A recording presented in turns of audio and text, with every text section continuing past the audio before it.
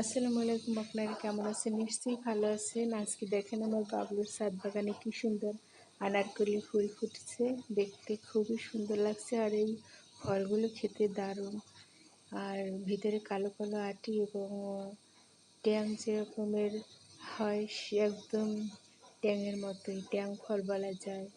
Anarkali, passion, যে যে নামে ডাকে যে অঞ্চলে।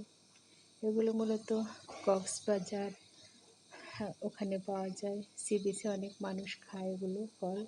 আগে এগুলোর দাম ছিল 5 টাকা, এখন 50 টাকা, 100 টাকা, এভাবে দাম বেড়ে গেছে।